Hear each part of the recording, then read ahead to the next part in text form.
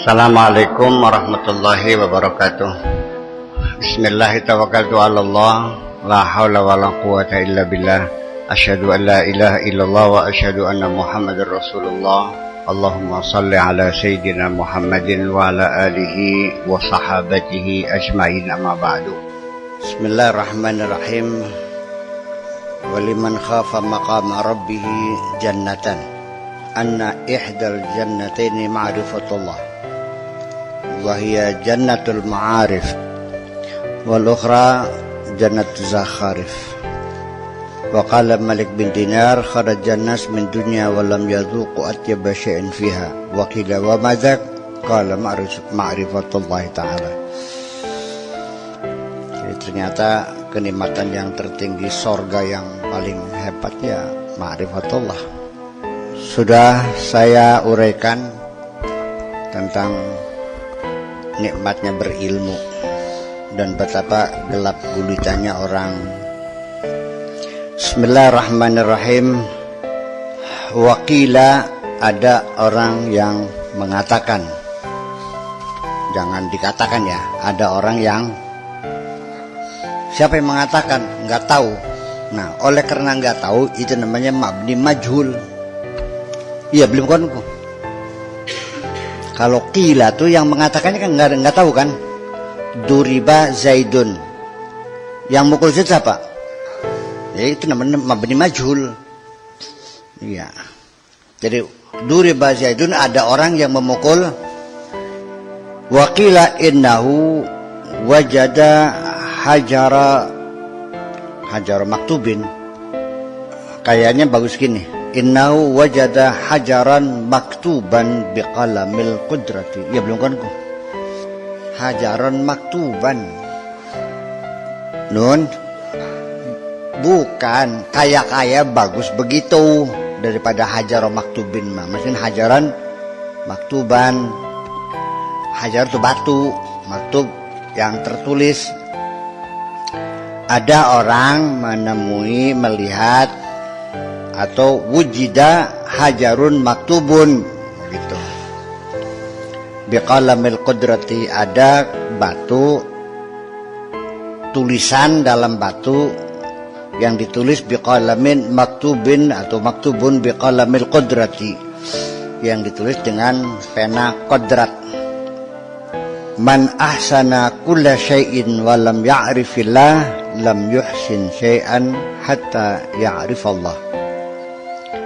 Siapapun yang bisa melakukan apa saja dengan baik, tetapi dia tidak kenal Allah, sama dengan tidak berbuat baik terhadap apapun sampai dia kenal. Orang yang bisa melakukan apa saja, kalau orang itu belum kenal Allah, ya sama dengan tidak bisa melakukan apa saja sampai dia kenal Allah. Fa idza arafa Allah faqad ahsana kulla syai'in. Kalau dia sudah kenal Allah, maka dia akan tahu semua, bisa melakukan apa saja.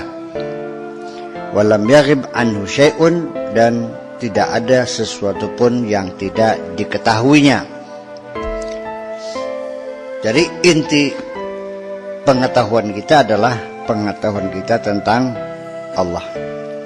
Begini yang jadi persoalan begini. Kamu diajak kondangan sama orang tua kamu. Dihormati, dikasih duduk yang empuk, kasih makanan yang enak, dan lain-lain sebagainya. Suara belenak tuh miskin ke. Makan enak, minum enak, dihormati. Saya mau nanya, kamu menerima penghormatan, dikasih makan yang enak-enak, kepengen tahu nggak tuan rumahnya? Tambu bahaya, mangan bisa enak. Sing sapa empuk, mangan bisa enak. Betapa ganjilnya ketika anak itu tidak bertanya kepada bapaknya, Pak, mana tuan rumahnya? Saya kira kalau anak kecil pantas, dia cuek aja, mesti makan enak, tapi tuan rumahnya mana nggak tahu kan. Tapi kalau kamu yang sudah dewasa, masa nggak bertanya? Ketika engkau tahu siapa tuan rumahnya yang baik hati itu, percaya nggak ada beda kualitas makanan yang kita telan itu. Kayaknya luwi logro mangan ki bakas sing yang memberi makanan siapa nih? Percaya nggak? Nun? Iya. Tapi kenapa Anda tidak bertanya? Usburu.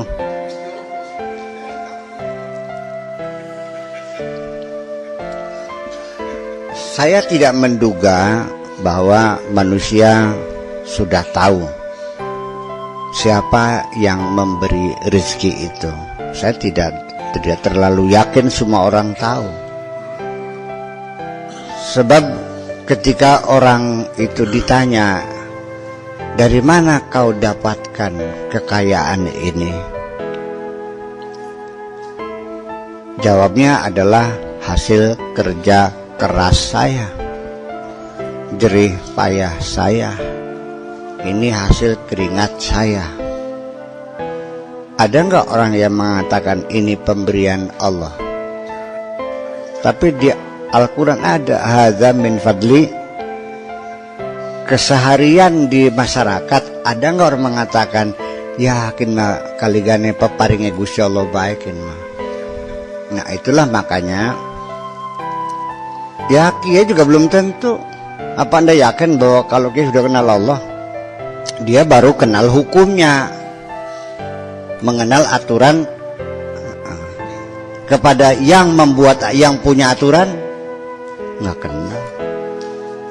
Ya itu juga sudah cukup baik, sekalipun belum kenal yang punya aturan, tapi dia mentaati aturan juga sudah baik kok. Standar syariat tetap tidak kita lupakan. Ya Jisab ya, standar syariat tetap menjadi acuan bahwa itu mempunyai nilai plus juga.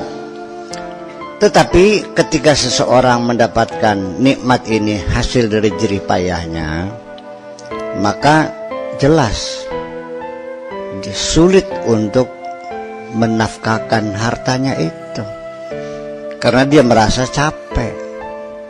Apa sebabnya wong medit? Karena ngerasa kengelan. Orang itu kalau mendapat uangnya susah, keluarin juga susah, medit. Orang yang merasa dapat uangnya susah itu menjadi kikir.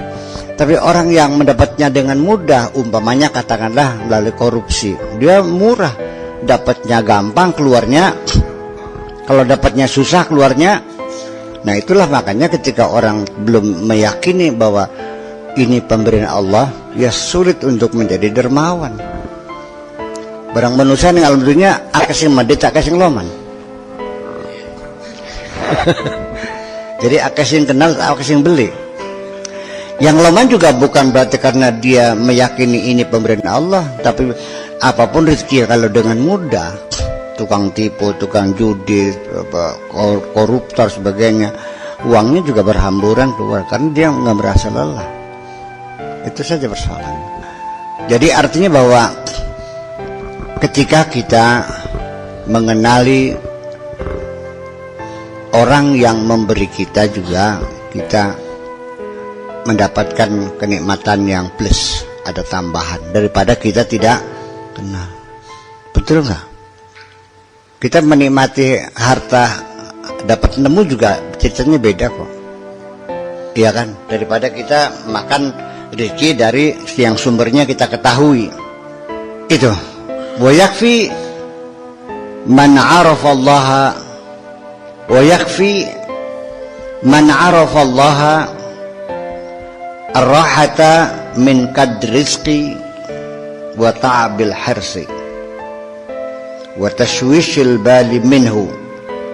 Jadi orang yang sudah kenal Allah itu mampu untuk rehat, untuk tenang hatinya, raha, lega, ya, mendapat kedamaian. Orang yang kenal Allah itu mendapatkan kedamaian di hati. Min qadri rizki, dari susah payah cari rezeki, wa ta'abil hirsi, dan lelahnya kita berupaya berusaha, wa taswishil bali minhu, dan dari kegelisahan hati. Orang kenal Allah itu jiwanya akan tenang, damai, blingoyo, tidak gersang, tidak terlalu melelahkan, lelah hati, lelah pikiran sebetulnya. Jerih payah cari rezeki, ya. Lelah ta'abul hirsi, dan kegelisahan besok bagaimana makan atau tidak. Wa ta'alluqil wahmi bihi, dan selalu bergantung pada imajinasi, dugaan-dugaan. Kakean banyak ngayal. Fa innahu lam yu'ti aksarul khalqi illa minal ihtimami bihi.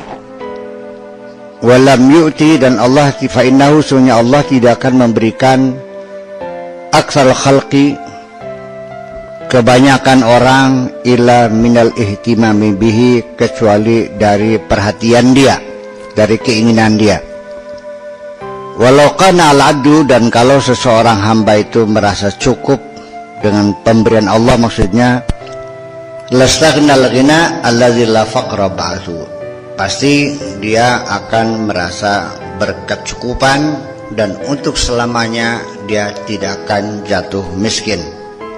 Wa tawakkulu 'alal hayy alladzi la yamut, dan dia bergantung diri kepada yang maha hidup dan tidak akan pernah mati, dan dialah yang maha kaya. Wa huwal ghaniyul akbar, dan dialah yang maha agung. Alladzi la yalhaquhu faqrun abadan, yang tidak pernah jatuh miskin selamanya, yaitu Allah Subhanahu wa ta'ala. Ketergantungan kita selagi masih kepada manusia, ya kita masih selalu gelisah, karena manusia sendiri tidak pernah merasa cukup, dan manusia tidak akan pernah memberikan kecukupan kepada kita. Manusia akan memperhatikan dirinya sendiri, memperhatikan kamu itu selebihnya. Jadi kalau dia punya lebih juga kalau nggak butuh, sekalipun nggak butuh juga kalau dianya suka. Orang menolong kamu, satu, karena dia memang empati kepada kamu. Orang itu memang sayang sama kamu, itu satu.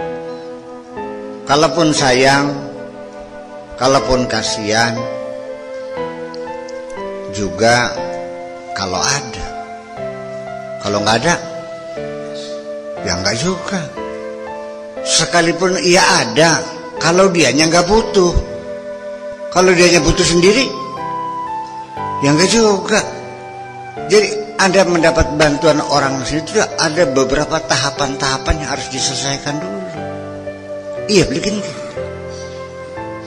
Kamu lagi butuh sendiri, mungkin kan dikasihkan sama orang lain sehingga kamu terlantar, kan sulit terjadi.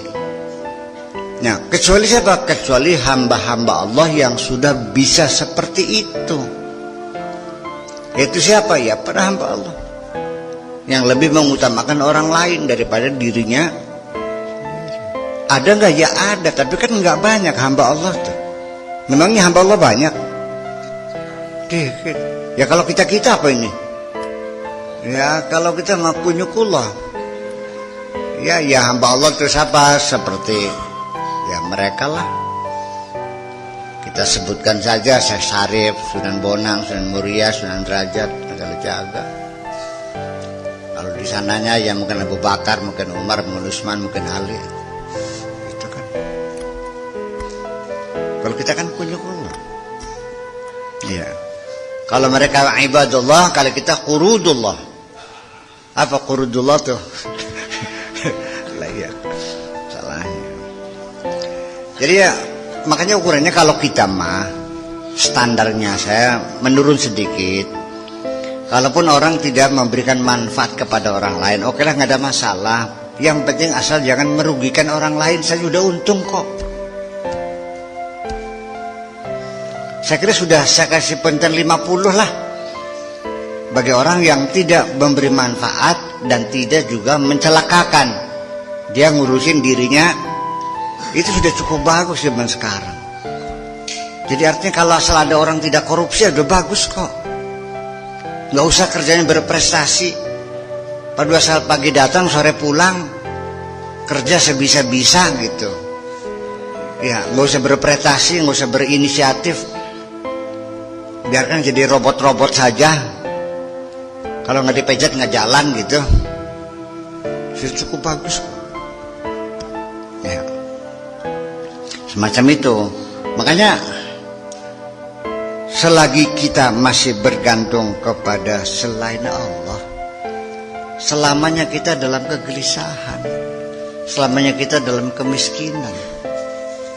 Ketergantungan kepada manusia itu melelahkan sekali.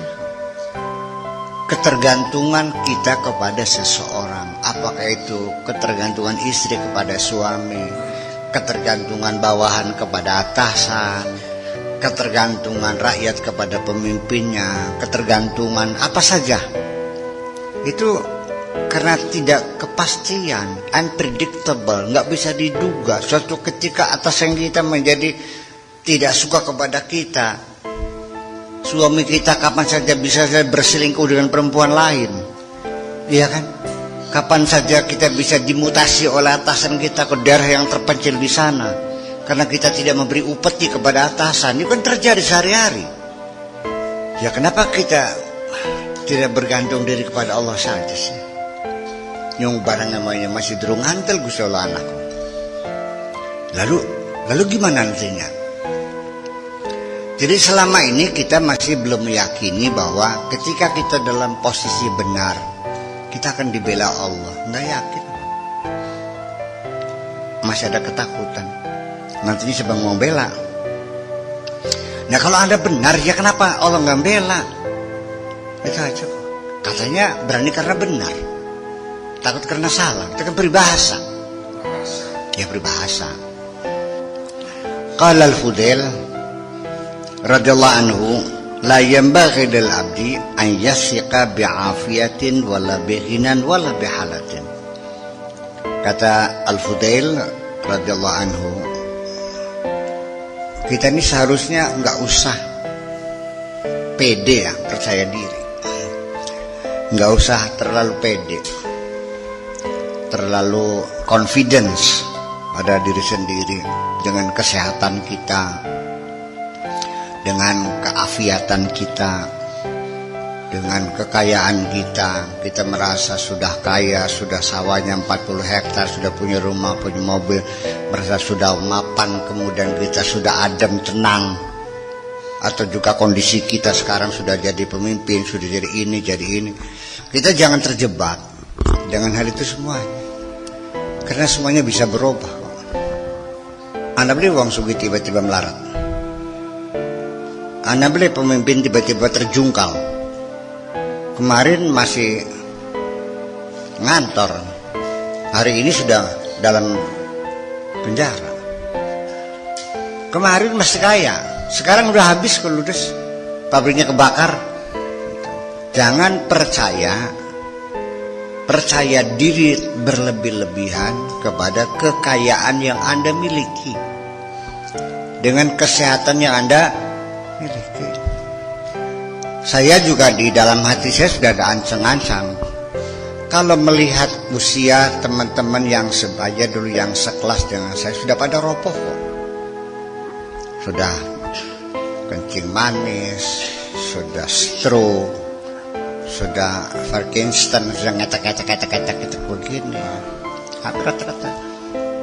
Saya sekarang masih sanggup naik ke mobil Jakarta Surabaya non stop masih. Saya bisa 2 hari 2 malam di atas mobil. Kesehatan saya prima, diberi oleh Allah seperti itu. Tetapi saya tidak boleh terlalu percaya diri bahwa kesehatan saya akan seperti ini. Kapan-kapan akan berubah, akan dimakan usia kok. Nah, makanya Begini saja prinsipnya. Bukan saya sok menunjukkan aku hebat. Saya ini punya prinsip gini. Selagi saya bisa melakukannya sendiri, kenapa harus merepotkan orang lain? Saya tidak ingin memanjakan diri saya yang selalu dilayani oleh orang lain.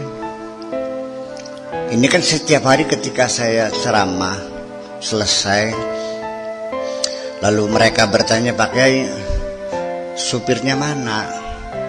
Saya bilang nggak bawa supir, jadi ya nyupir sendiri. Ya Allah, nyupir sendiri. Iya, terus nggak usah bisa nyupir kok. Kenapa harus merepotkan orang lain? Saya bisa makan saya bisa nyuapin sendiri. Ngapain harus disuapin orang lain? Terkecuali kalau saya sudah lumpuh, tidak bisa makan sendiri. Ya tolong Pak Haji Sulaiman suapin saya, kan pantas. Jadi selagi bisa kita kerjakan sendiri, kita kerjakan sendiri saja. Enggak usah merepotkan orang. Kapan kita minta bantuan kepada orang lain kalau kita sudah tidak mampu? Itu saja kok. Dan kita juga harus mencurigai diri kita sendiri. Kapan-kapan saya juga akan butuh kepada Anda kok. Iya. Nalikane sira suge, ketika kau kaya juga seperti itu. Jangan sok pede palingnya sendiri. Seperti tidak membutuhkan siapapun. Orang kalau kaya kan rasanya seperti tidak membutuhkan siapapun. Iya, tapi orang butuh kan sirako. Orang butuh. Sugedewek kan kon. Merasanya seperti semuanya bisa dibeli dengan uangnya itu. Yang gak bisa. Jadi artinya jangan percaya terlalu mempercayai diri. La yanbaghi lil 'abdi an yasiqa bi'afiyatin wala bighinan wala bihalatin. Ini kata Imam Al-Fudail. Seperti itu. Ini larinya kemana ini? 491. Apa itu? Tasurruhu ghairullah. Kekayaan itu, kondisi itu akan menyenangkan orang lain selain Allah. Wa bainamal 'abdu mu'afi tarahu mubtala. Kayaknya ada yang kelewat ini. Enggak nyambung ngomongannya ya. Oke deh. Sementara seorang hamba itu dalam keadaan sehat, kamu akan melihatnya lagi sakit. Wa bainamal 'abdu ghaniyan, sementara seorang hamba dalam keadaan kaya, tarahu faqiran, kamu melihatnya miskin. Wa bainamal 'abdu dhahikan, sementara ketika seorang hamba itu tertawa, tarahu bakian, kamu melihat dia sedang menangis. Wa bainamal 'abdu masruran tarahu hazinan, sementara seorang hamba itu sedang senang, kamu melihatnya sedang bersedih hati. Wa bainamal 'abdu hayyan wa idza bihi mayyitun, dan ketika seorang hamba itu dalam keadaan hidup, ya kamu melihatnya dia sudah mati atau tiba-tiba dia menjadi mati. Ta'isa man wasiqa bi ghairillah, sengsaralah, silakalah orang yang percaya kepada selain Allah. Aurakana li syai'in siwallah, atau orang merasa damai terhadap sesuatu selain Allah. Artinya apa saja yang menjadikan kita menjadi tenang, kalau sumber ketenangan kita itu bukan Allah, sangat rapuh. Dan kita tetap dalam kegelisahan, karena semuanya tidak ada yang pasti. Seorang suami mempercayai istri juga rapuh. Suatu ketika bisa berubah minta cerai kok. Seorang istri juga begitu, bergantung kepada suami. Iya kan? Memberikan segalanya, pengabdiannya kepada sang suami. Sang suami juga bisa berkhianat, berselingkuh dengan perempuan lain. Orang tua juga berharap anaknya bisa menolong dia kalau dia sudah tua, nanti bisa gantian mengurus orang tua. Ternyata anak juga pada saatnya juga tidak semua anak bisa membantu orang tuanya. Betul nggak? Pokoknya kalau kita serahkan kepercayaan kita kepada selain Allah, kita di penghujungnya selalu kecewa. Makanya cinta ini tidak pernah kuberikan kepada siapapun. Biarkan cintaku hanya untuk Allah saja. Dari mana? Kenapa saya mengatakan demikian? Dari pengalaman sehari-hari. Setiap cinta ini kuberikan kepada siapapun, di penghujungnya selalu mengecewakan kok. Iya. Kecewa pada saya atau tidak. Maka sebaiknya sudah kepada Allah saja. Tapi bagaimana bisa tumbuh keyakinan bahwa Allah adalah segala-galanya, bahwa Allah is everything, is my everything. Itu bagaimana? Saya kira ya perlu direnungi kembali. Ya karena sementara ini juga saya mau tanya ya kepada diri kita sendiri. Selama ini yang ngasih makan kita siapa sih? Begini, kamu yakin gak dikasih makan Allah setiap hari? Yakin gak dikasih minum Allah setiap hari? Yakin gak ketika kamu sakit menyembuhkan adalah Allah? Ini persoalannya Allah nggak kelihatan. Kita tidak merasakannya intervensi Allah dengan pandangan mata yang kosong ini, dengan logika yang terbatas ini.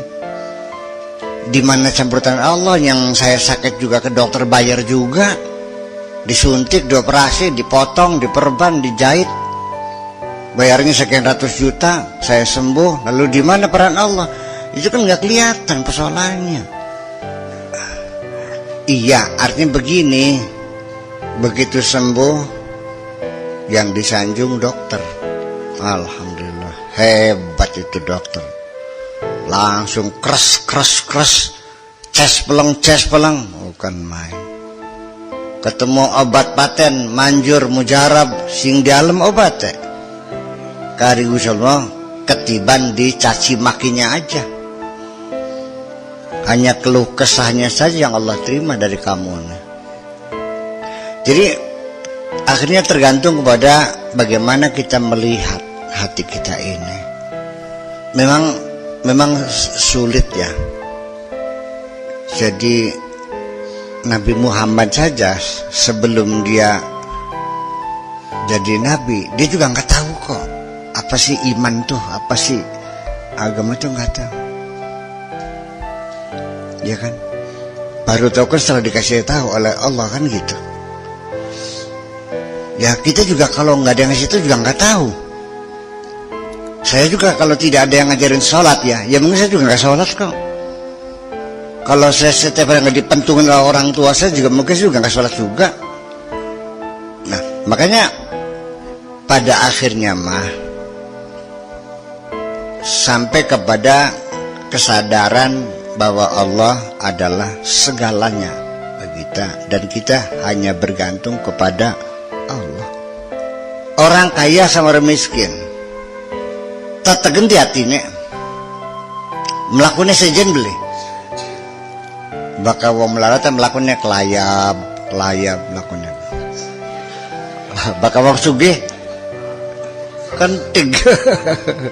Iya.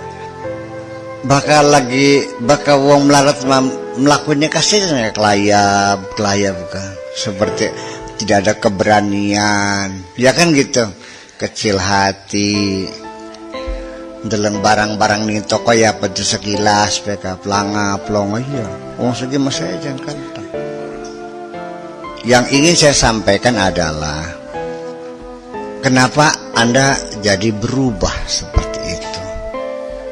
dengan kesehatan, dengan pangkat, dengan harta, dengan jabatan, dengan kesaktian, dengan keilmuan. Kenapa Anda harus berubah? Apa wis mari ta wis beli butuh ning Gusti Allah maning kono? Iya, yang pertanyaan wis beli butuh maning ta Gusti Allah ki? Ya ka beli butuh ya wis apa? Gusti Allah ka beli butuh beli apa nih sirap? Orang miskin nggak butuh duit gitu maksudnya. Orang miskin nggak butuh duit. Kalau orang kaya butuh nggak? Mana yang lebih membutuhkan uang? Ya sebetulnya mah dibolak-balik. Mana yang lebih tenang? Orang kaya atau orang miskin? Tergantung maning. Kalau manusia itu bukan zahirnya, semua juga batinnya. Orang bahagia zahirnya, batinnya sengsara. Enak boleh? Zahirnya sengsara, batinnya bahagia, enak boleh? Tadi ini sih penting. Enak abe. Oke, sekarang saya mau biar berulang-ulang sampai kita yakin betul ya. Mangan sate apa mangan das petak? Ini sing enak. Ya mangan sate gak bakal untune lara mah blenak. Mangan petek untune waras. Ya kenapa nalikane mangan petek untune waras enak, mangan sate untune blenak, untune sate blenak. Jadi sing enak ku sate neta untune. Kelas bodol waras. Turu spring bed boyoknya lara enak nih. Ya ini yang menjadi persoalan bahwa sebetulnya jujur aja kita ini semuanya sudah terjebak dalam materialisme. Materialisme itu bukan sekedar mencintai harta, tapi mencintai hartanya melebihi daripada mencintai Allah, bahkan sampai Allahnya hilang. Tuhannya menjadi materi. Sehingga mengukur apapun di dunia adalah berdasarkan ukuran materi, bukan berdasarkan moral, bukan berdasarkan kesolehan, bukan berdasarkan keimanan, semuanya berdasarkan materi. Calon mantu juga kalau melarat mah ditolak kok. Materi semuanya. Anak juga kalau yang kaya disanjung-sanjung, kalau yang miskin diinjak sekalian. Anak sendiri kok. Menghormati orang juga berdasarkan materi, bukan karena kesolehannya. Orang sebegitu solehnya baiknya nggak dihormati kok. Karena datangnya naik beca, sandalnya sandal jepit, yang satu merah yang satu hijau. Begitu tamu datangnya pakai baby band, pakai ya seri S 500 cc, 500 yang 5000 cc, dijemput di payung. Kita tidak pernah bertanya dari mana dia punya harta banyak. Kiai gak pada kiduki an berkidukinya. Doa masih sakit. Doa kiai ini sugi mah nuga mobilnya Mercy. Salamannya karong juta. Bakal sih kan lungas pede 20.000. Malah justru orang miskin lebih membutuhkan uang. Yang miskin kasih 2 juta, yang kaya 20, kan bisa begitu logika kan. Kalau saya, ada orang yang menduga saya kaya, ada orang menduga saya melarat, terserah saya sih. Cuman di sini ada dualisme, saya diperlakukan secara dualisme oleh masyarakat nih. Ada yang karena dia nggak bisa kaya, dia sangat hormat sekali. Ketika dia menduga saya miskin, dia cuekin aja kok. Bukan, maksud saya ini tidak pernah disepakati oleh masyarakat saya. Apakah saya orang kaya atau orang miskin? Ada yang bilang kaya, ada yang bilang miskin. Keilmuan saya juga sama, tidak sepakat. Ada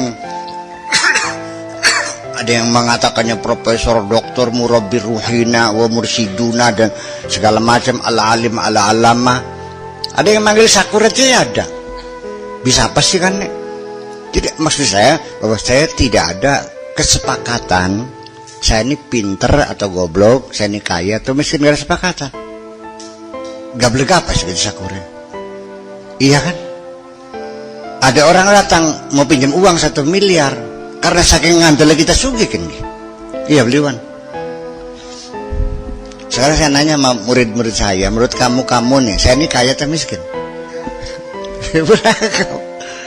Ya iya.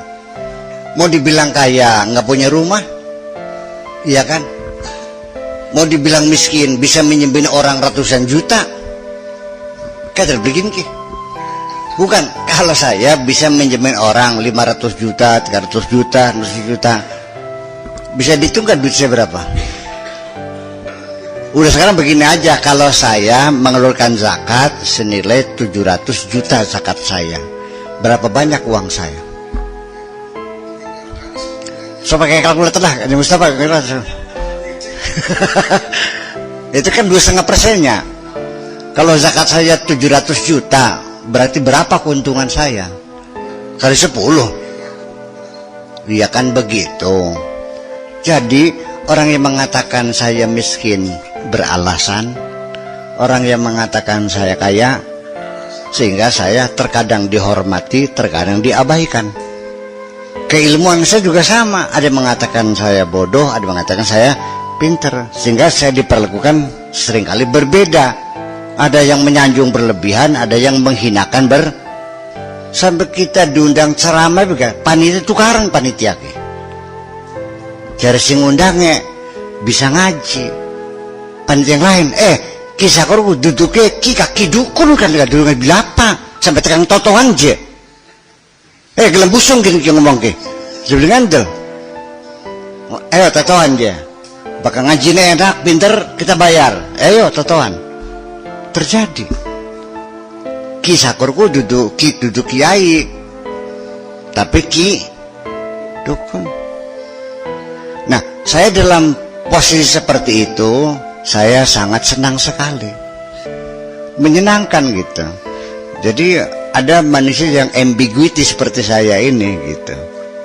Kadang-kadang katan sugi, kadang-kadang katan melarat, kadang-kadang kan gitu. Mobil juga kalau yang warnanya bisa berubah-ubah harganya mahal. Nanti kalau malam kelihatannya hitam pekat, kalau siang kelihatannya merah menyala. Ya kan seperti itu. Nah, kenapa demikian? Ini juga mungkin atas kehendak Allah. Sehingga saya tidak lagi mengandalkan keilmuan yang saya miliki, dan saya juga tidak mengandalkan materi yang saya miliki. Konsekuensinya satu kok, bahwa tetap saja tidak boleh mengandalkan ilmu kita, tidak boleh mengandalkan harta kita, tidak boleh mengandalkan kekuasaan kita. Kita hanya boleh mengandalkan Allah. Maksudnya apa mengandalkan?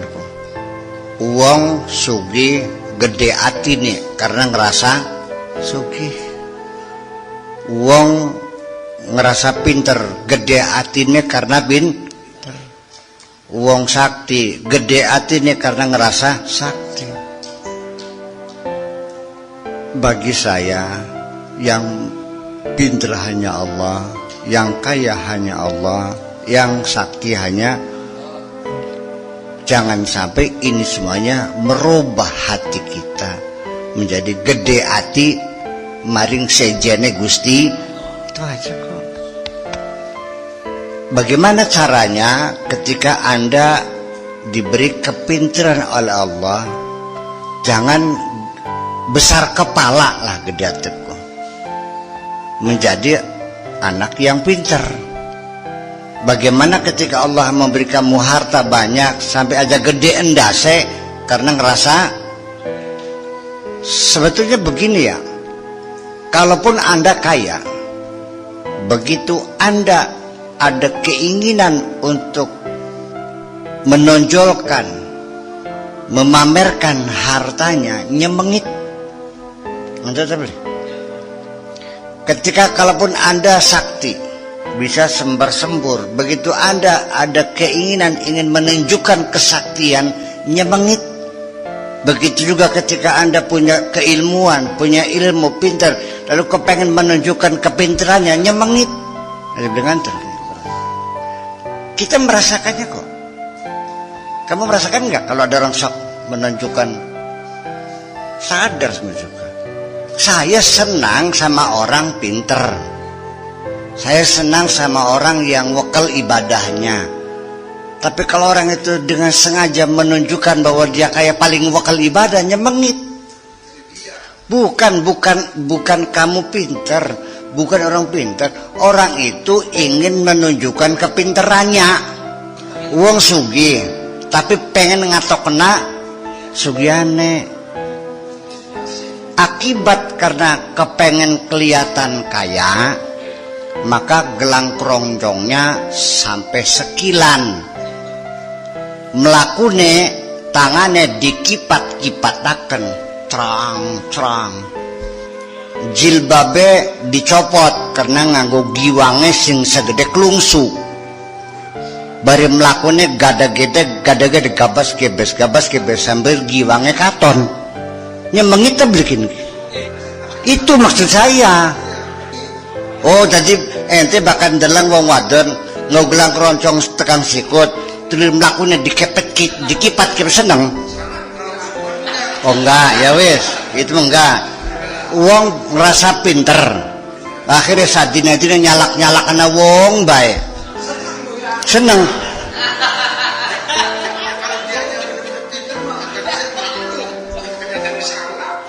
Boleh kader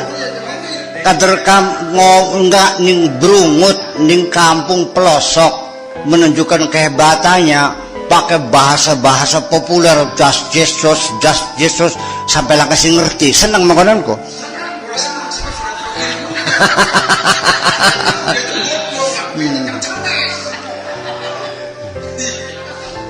Wis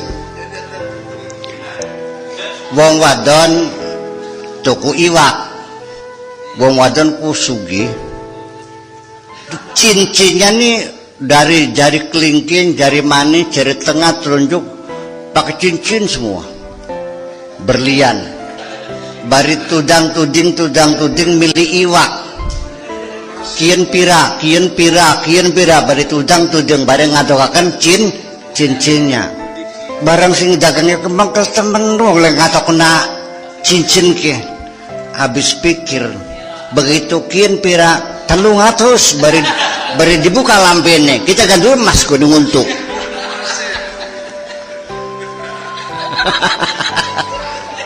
Sang 300 bari dicibir bibirnya supaya dia tahu gigi gue ada masnya gitu. Seneng gitu tuh. Itu yang saya maksudkan. Sok gumede ngatok kena kesugiane. Bukan orang kaya, bukan ngatok kena kesugiane. Sakti ya pada baik. Sok ngatok kena kesaktiane. Sembar sembur. Nah itu kan terjadi. Dia tidak tahu bahwa perilaku seperti itu nyemengit. Nyaman-nyaman saja dia mah. Oke. Sekarang yang saya mau tanya kepada Pak Haji Sulaiman. Gara-gara istri kamu kondangan ke rumah Bitarmi pakai gelang keroncong sampai sikut, ya kalungnya segede tambang, di forum dihajatannya orang miskin, sehingga banyak orang yang menangis sedih. Bidaswi yang nangis, ketuun dewe, banyak orang yang sakit hatinya. Orang kaya yang memamerkan perhiasannya itu, sehingga banyak orang yang menangis. Merasa berdosa enggak membuat orang jadi menangis? Pinter gitu makin nambah pinter.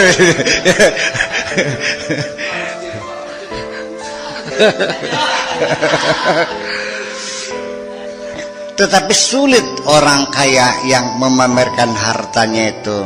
Ketika saya tegur, engkau berdosa, ning di dosanya, nangis dewek apa dewek, kita begelang-gelang dewek, oleh tuku dewek. Memang tidak boleh saya pamer harta. Itu kata orang kaya. Apa memang saya salah untuk pamer harta? Toh uangnya bukan hasil korupsi. Saya sangat apresiasi terhadap imam-imam masjid yang bacaan Fatihahnya fasih. Tetapi ketika saya berjamaah di suatu masjid dan imam itu tahu ada ketua Forkim di belakangnya, lalu dia menunjukkan kefasihannya, ihdinas siratal, nyemengit. Mana ini?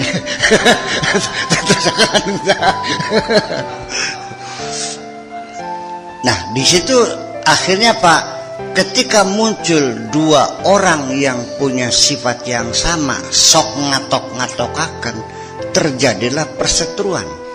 Masih mengklaim masih hebat gue, nukang mobil anyar, dah oleh kredit kan kah? Mung-munge barangnya makan kah? Begitu juga antara orang yang pinter ngaji dengan yang pinter ngaji, yang bisa ceramah dengan yang bisa ceramah, sama terjadi ya.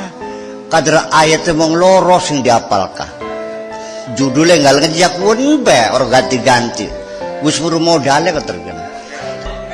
Angka maning metu kulo bidatin, wa kulo dolalatin, ning forum maning hadisnya pun maning baik, mung-munge. Terjadi persaingan yang seperti itu terjadi. Makanya ya kita nih nggak usah menampilkan, nggak usah menunjukkan. Ya cobalah hidup ini biasa-biasa sajalah. Saya kira pada penghujungnya apa sih yang orang suka muncul keinginan seperti itu, menonjol-nonjolkan, memamerkan? Satu, minta pengakuan sebetulnya. Meminta penghargaan. Bung, ketahuilah bahwa kebutuhan kita akan penghargaan, pengakuan itu harganya mahal banget kok. Untuk mendapatkan pengakuan negara Republik Indonesia sebagai negara yang merdeka harganya mahal. Pengakuan PBB bahwa Indonesia merdeka harganya mahal, dibayar dengan darah dan keringat kok. Nah makanya sejak kapan kita bisa hidup murah dan meriah? Sejak kita sudah tidak menuntut pengakuan dan penghargaan dari siapapun. Ngerga-ngerganana beli-beli ya, ngaku serok beli bus kita mesti orang segora wahin sih. Ngarin kita goblok ya kita goblok tuh li. Iya. Jadi artinya kita nggak usah tersinggung dibilang goblok, dibilang miskin, dibilang jahat, dibilang bohong, ya biarin aja. Kenapa Anda pakai baju mahal yang harganya 1,5 juta per meternya? Ken Sutra. Kalau bukan untuk penghormatan. Kenapa Anda beli mobil Lamborghini yang harganya 11 miliar? Karena ingin penghormatan. Lemon 11 miliar kanggo badoge sih dan masanto kata kang mati ke. Ngantar beli. Ayo 11 miliar mangan daging sedina pirang gram, katakan 200 gram lah, iya kan? Katakanlah 3 makan, jadi sampai kamu mati nih berapa kilo, berapa ton, wes berasa pirang kilo sedina, hitungan kabeh semuanya masan toka 11 miliar seumur uripku. Jadi sebetulnya hidup ini murah kalau kita sudah tidak lagi menuntut. Ya makanya kita kembali.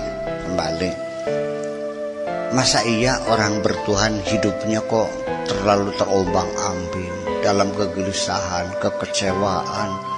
Ya Allah ya Rabbi. Saya mau nanya sih, apa sih enaknya disanjung? tolong jelaskan kepada saya di mana letaknya Anda mendapatkan kenikmatan dari sanjungan itu. Anda jebak aja cungurnya pating kerengam. Ya terus hatinya seneng. Terus apa maning?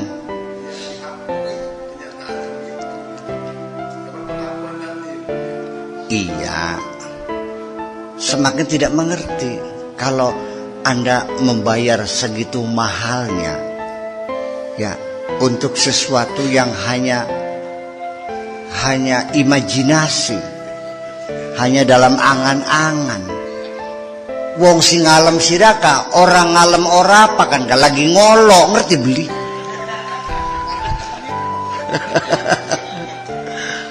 Bismillahirrahmanirrahim. Rabbana auzana an nashkura ni'mataka allati an'amta 'alaina wa 'ala walidayna wa na'mala salihan tarda wa adkhilna bi rahmatika fi 'ibadika salihin. Rabbana atina fid dunya hasanah wa fil akhirati hasanatan wa qina adzabannar. Wa sallallahu ala sayyidina Muhammadin wa ala alihi wa sahabati ajma'in. Subhana rabbika rabbil izzati amma yasifun wa salamun alal mursalin walhamdulillahi rabbil alamin. Assalamualaikum warahmatullahi wabarakatuh.